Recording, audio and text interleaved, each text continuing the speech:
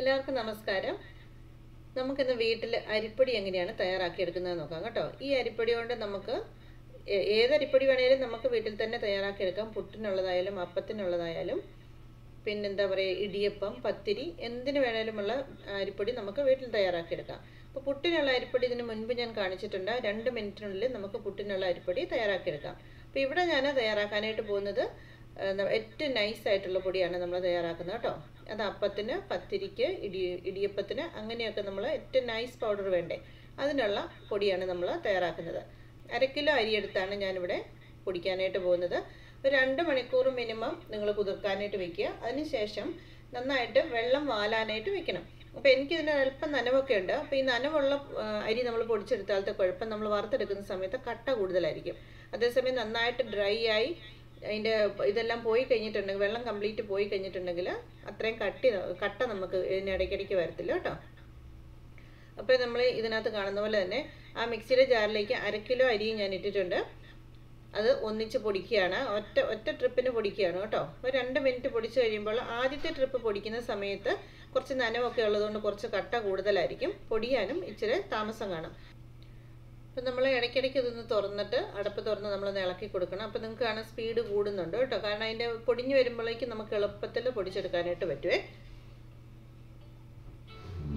വീണ്ടും നമ്മൾ ഇടയ്ക്കിടയ്ക്ക് ഒരു 2-3 പ്രാവശ്യം ഇതുപോലെ തന്നെ ഒന്ന് തുറന്നതിന് ശേഷം നമ്മൾ ഇടയ്ക്കിടയ്ക്ക് ഒന്ന് തട്ടിക്കൊടുക്കണം. എന്നാൽ മാത്രമേ നമുക്ക് എന്താ പറയുക, നന്നായിട്ട് അതിൻ്റെ കട്ടിങ്ങനെ നനവുള്ളത് കൊണ്ട് ഉറഞ്ഞിരിക്കും. അപ്പോൾ ആ ഉറഞ്ഞിരിക്കുന്നതിനെ ഒന്ന് ഇളക്കി കൊടുത്തു കഴിഞ്ഞാൽ മാത്രമേ നമുക്ക് പ്രോപ്പറായിട്ട് അതിനെ പൊടിച്ചെടുക്കാനായിട്ട് പറ്റത്തുള്ളൂ കേട്ടോ. നന്നായിട്ട് അമങ്ങിയാണ് ഇത് ഇരിക്കുന്നത്. ഇനി നമ്മളുടെ അരിപ്പ, ഇതുപോലൊരു അരിപ്പ വേണം നിങ്ങൾ അരി പൊടിച്ചെടുത്ത് നൈസ് പൗഡറിന് വേണ്ടിയിട്ട്. അപ്പോൾ എനിക്കിവിടെ മുറവില്ലാത്തതുകൊണ്ട് ഞാൻ വലിയൊരു വട്ടത്തിലുള്ളൊരു പാത്രത്തിൻ്റെ അടപ്പാണ് വെച്ചിരിക്കുന്നത്. എന്നിട്ട് അരിപ്പയിലിട്ട് ഏറ്റവും ചെറിയ കണ്ണയിലിട്ട് നമ്മൾ തെള്ളിയെടുക്കണം. അപ്പോൾ ഫസ്റ്റ് ടൈമിൽ നമ്മൾ എടുക്കുമ്പോൾ ഇതുപോലെ കട്ടകൾ ധാരാളം കാണും. കൈകൊണ്ട് ആ കട്ടകൾ പൊടിച്ചിടുക, നന്നായിട്ട് തെള്ളിയെടുക്കുക. അപ്പോൾ പണ്ടേ കാലത്തൊന്നും നമ്മുടെ വീട്ടിൽ ഒരിക്കലും നമ്മൾ അരി പൊടിപ്പിക്കുകയല്ല ചെയ്തുകൊണ്ടിരുന്നത്, പൊടിച്ചത് മേടിക്കുകയല്ല ചെയ്തിരുന്നത്. നമ്മൾ തന്നെ ഒന്നെങ്കിൽ ഇടിച്ചു പൊടിക്കുവോ ഇല്ലെങ്കിൽ മില്ലുകൊണ്ട് പൊടിപ്പിച്ചെടുക്കുകയൊക്കെയാണ് ചെയ്തുകൊണ്ടിരുന്നത്. പക്ഷെ വീട്ടിൽ നമുക്ക് നിസ്സാരമായിട്ട് കുറഞ്ഞ പൈസയ്ക്ക് ചെയ്യാൻ പറ്റുന്നൊരു കാര്യമാണ് അരി പൊടിച്ച് വറുത്തെടുക്കുക എന്നുള്ളത്. അപ്പോൾ അതിനകത്തുനിന്ന് നമുക്ക് പൊടി നല്ല നൈസ് പൗഡറും കിട്ടും, കുറച്ച് തരി മിച്ചം ഉണ്ടാവും, അത് മാറ്റി വയ്ക്കുക. മിക്സിയുടെ ജാറിനകത്ത് പൊടിച്ചെടുക്കുമ്പോഴുള്ള ഗുണം അതാണ്.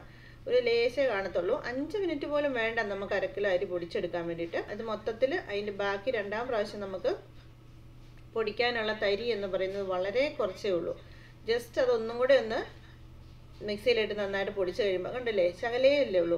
അപ്പോൾ ഇത് മിക്സിയിലിട്ടൊന്ന് പൊടിച്ച് കഴിയുമ്പോൾ പിന്നെ നമുക്ക് കിട്ടുന്ന തരി എന്ന് പറഞ്ഞാൽ വളരെ ഒരു തരി, ഒരു ഇച്ചിരിയാണ്. പിന്നെ നമുക്ക് പൊടിക്കാനുള്ള തരി കിട്ടില്ല, അത്ര തന്നെ പൊടിയേ കാണത്തുള്ളൂ. അപ്പോൾ ഈ വളരെ എളുപ്പത്തിൽ 5 മിനിറ്റിനുള്ളിൽ നമ്മൾ അരി മുഴുവൻ പൊടിച്ച് കഴിയും. അതിനുശേഷം നമ്മളിത് വറുത്തെടുക്കണം. അപ്പോൾ വറുത്തെടുക്കുന്നതാണ് ഇച്ചിരി ബുദ്ധിമുട്ടായിട്ട് പലർക്കും തോന്നുന്നത്. നമ്മൾ കുറേശ്ശെ ചെയ്യുകയാണെന്നുണ്ടെങ്കിൽ ഈ വറക്കുന്നതും വലിയ ബുദ്ധിമുട്ടില്ലാതെ നമുക്ക് കാര്യങ്ങൾ ചെയ്തെടുക്കാനായിട്ട് പറ്റും കേട്ടോ. പൊടി വറക്കാനായിട്ട് നമ്മൾ ഉരുളീനെ ഞാൻ ചൂടാക്കാൻ ഇവിടെ കൊണ്ടുവച്ചിട്ടുണ്ട്. അപ്പം ഉരുളിയിൽ ഒട്ടും വെള്ളം ഉണ്ടായിരിക്കരുത് കേട്ടോ. നമ്മൾ പൊടി ഇടുന്ന സമയത്ത് ഒട്ടും വെള്ളം ഉണ്ടാകാൻ പാടില്ല.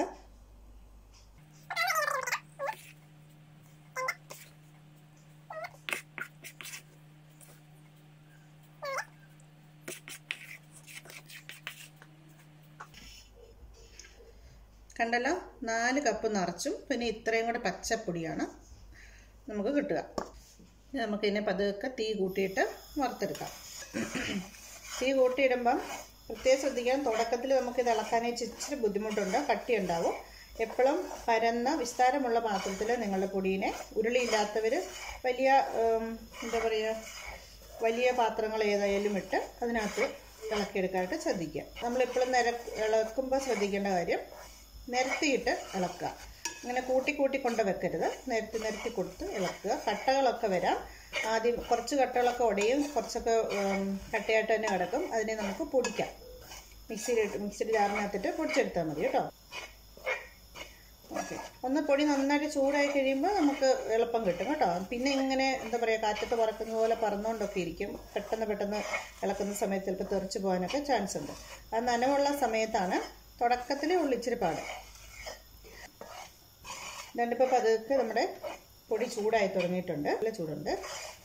തീ കൂട്ടി കൊടുക്കുമ്പോൾ ശ്രദ്ധിക്കേണ്ട കാര്യം, ഒത്തിരി കൂട്ടി ഇട്ടിട്ടുണ്ടെങ്കിൽ ചിലപ്പോൾ നിങ്ങൾക്ക് തെരുതെരെ ഇളക്കാൻ പറ്റിയില്ലെങ്കിൽ അടിക്ക് പിടിക്കും.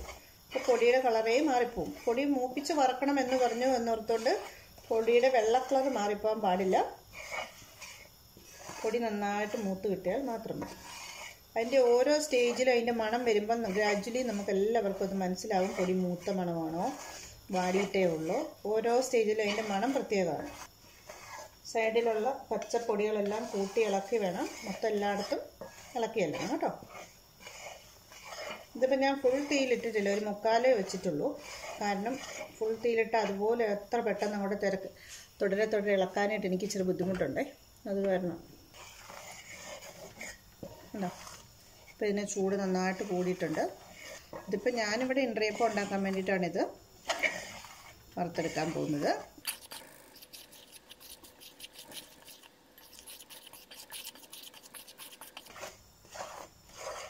ഉണ്ടല്ലോ, പൊടി മൂക്കും തോറും കട്ട കൂടുവേ.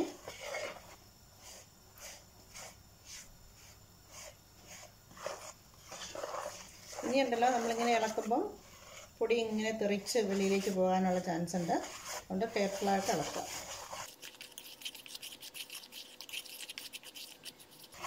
ഈ പൊടി തണുത്ത് കഴിയുമ്പോൾ നമ്മൾ മിക്സിയുടെ ജാറിനകത്ത് പൊടിക്കുന്ന ജാറിനകത്ത് ഇട്ടിട്ട് നന്നായിട്ട് ഒന്നുകൂടെ പൊടിച്ച് കഴിയുമ്പോൾ കട്ടയെല്ലാം കൂടെ പൊടിഞ്ഞതിനകത്തോട്ട് ചേർന്നോളും. ഒട്ടും ടെൻഷൻ അടിക്കണ്ട. അതിൻ്റെ മൂപ്പൊക്കെ പാകമായിരിക്കും, ഒന്നും ഇരുന്ന് ചീത്തയായി പോകത്തൊന്നുമില്ല കേട്ടോ.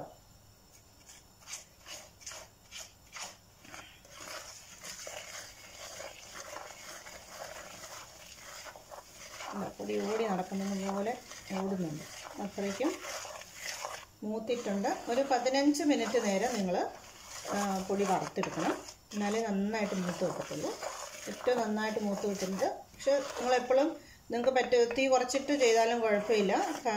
നമ്മുടെ പൊടിയുടെ കളറ് പോകാൻ പാടില്ല. വെള്ള കളർ മാറി ബ്രൗൺ കളർ, അതായത് ഒരു മഞ്ഞ കളറിലേക്ക് പോകാൻ പാടില്ല മൂപ്പ് കൂടിയിട്ട്. അത്രയും ശ്രദ്ധിക്കുക. വലിയ തീയാണെന്നുണ്ടെങ്കിൽ കരിഞ്ഞു പിടിക്കാനൊക്കെ ചാൻസ് കൂടുതലാണ്, പ്രത്യേകിച്ച് പരിചയമില്ലാത്തവരൊക്കെ ആണെങ്കിൽ. അതുകൊണ്ട് അങ്ങനെ ചെയ്യരുത്. കട്ടയൊക്കെ ഉടയെങ്കിലും ഉടച്ചു വിടുക. ഉണ്ട്, പൊടിയുടെ അളവിലും കുറവുണ്ട്. ഇപ്പോൾ നമുക്കൊരു 4.25 കപ്പ് ഉണ്ടായിരുന്നല്ലോ പച്ച അരിപ്പൊടി. അപ്പോൾ നമുക്കിതിന് വറുത്തതിൻ്റെ നമുക്ക് അളന്ന് നോക്കുമ്പോൾ അതിൻ്റെ വ്യത്യാസം മനസ്സിലാവും. വെള്ളം വലിഞ്ഞു കഴിയുമ്പോൾ പൊടിക്ക് അളവിന് കുറവ് വരും. നല്ല മൂത്ത അരിപ്പൊടിയുടെ മണമാണ് ഇവിടെ മുഴുവൻ. കണ്ടോ, ഇവിടെ നിന്ന് അങ്ങോട്ടും ഇങ്ങോട്ടും തെന്നി ഓടിപ്പോകുന്നു.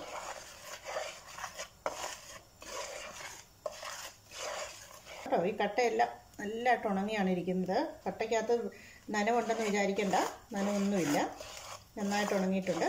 ഇനി ഇത് ഞാനിപ്പോൾ തീ ഓഫ് ചെയ്യാൻ പോവാണേ.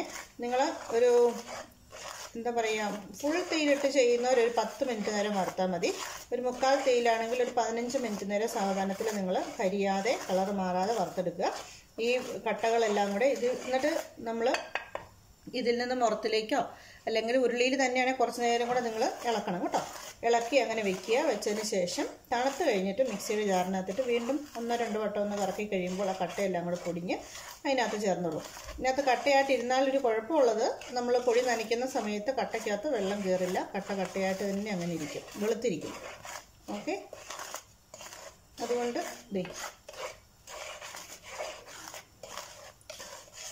പൊടി നന്നായിട്ട് മൂത്തു. ആ മൂത്ത് കഴിയുമ്പോഴുള്ള മണം വരുമ്പോഴേ നിങ്ങൾക്കറിയാം. ആദ്യമേ ഞാൻ പറഞ്ഞില്ല, അതിൻ്റെ മണം നമുക്കെല്ലാവർക്കും മനസ്സിലാവും. അത് നല്ല മൂത്ത അരിപ്പൊടി, മൂത്ത മണം ഇവിടെ മുഴുവൻ ഇങ്ങനെ കണ്ടോ. പൊടി ഇങ്ങനെ തെറിച്ച് പോരുന്നത് അത്രയും പൗഡർ പോലെയായി കേട്ടോ. നല്ല പൗഡർ പോലെ ആയിട്ടുണ്ട്. അപ്പം ഞാൻ ഇവിടെ തീ ഓഫ് ചെയ്യണേ. അപ്പോൾ നല്ല മണൽ പോലെ, നല്ല ചരൽ പോലെ പൊടി ഇങ്ങനെ മൂത്തിട്ടുണ്ട്. ഇനി നമ്മളിതിനെ പൗഡറാക്കി പൊടിച്ചെടുക്കണം. തണുത്ത് കഴിയട്ടെ. ഒറ്റ അടിക്ക് അടിച്ച് കഴിയുമ്പോൾ ഇതെല്ലാം പൊടിഞ്ഞ് വന്നോളും. അപ്പോൾ തീ ഓഫ് ചെയ്താലും ഈ ഉരുളിക്കകത്ത് തന്നെയാണ് വെക്കുന്നതെന്നുണ്ടെങ്കിൽ ഇളക്കിക്കൊണ്ടിരിക്കണം. ഇല്ലെങ്കിൽ പരന്ന പാത്രത്തിലേക്കോ എന്താ പറയുക, നമ്മുടെ മുറത്തിലേക്കോ ഒക്കെ നിങ്ങളത് പൊടിഞ്ഞിട്ട് തണുപ്പിക്കുക. ഓക്കെ, അപ്പോൾ അത്രയേ ഉള്ളൂ. അപ്പോൾ ഇതുപോലെ പൊടി എല്ലാവർക്കും വീട്ടിൽ തയ്യാറാക്കി വെക്കാം. എത്ര നാൾ വേണേലും നിങ്ങൾക്ക് സൂക്ഷിച്ചും വയ്ക്കാം കേട്ടോ.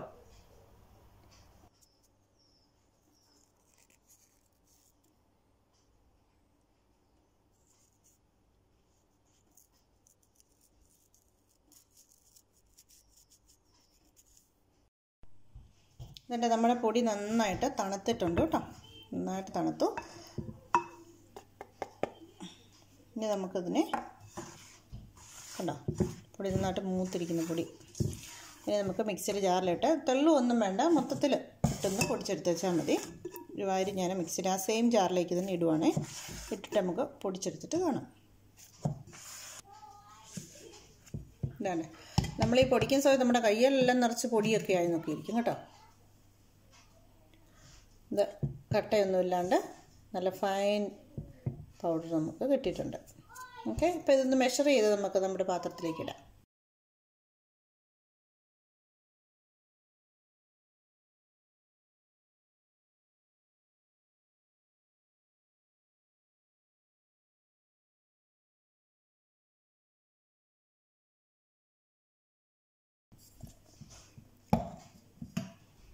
ഇതുണ്ട്, ഒരു 2.25 കപ്പ് വറുത്ത പൊടിയാണ് നമുക്ക് കിട്ടിയിരിക്കുന്നത് കേട്ടോ. ഈ കപ്പിന് 250 ml വെള്ളം കൊള്ളുന്ന കപ്പാണ്.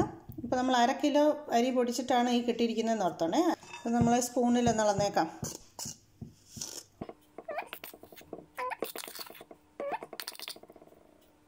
2 കപ്പും 4 കഷ്ടി 4 ടേബിൾ സ്പൂൺ അരിപ്പൊടിയാണ് 1/2 കിലോ അരി നമ്മൾ പൊടിച്ചപ്പോൾ കിട്ടിയിരിക്കുന്നത്.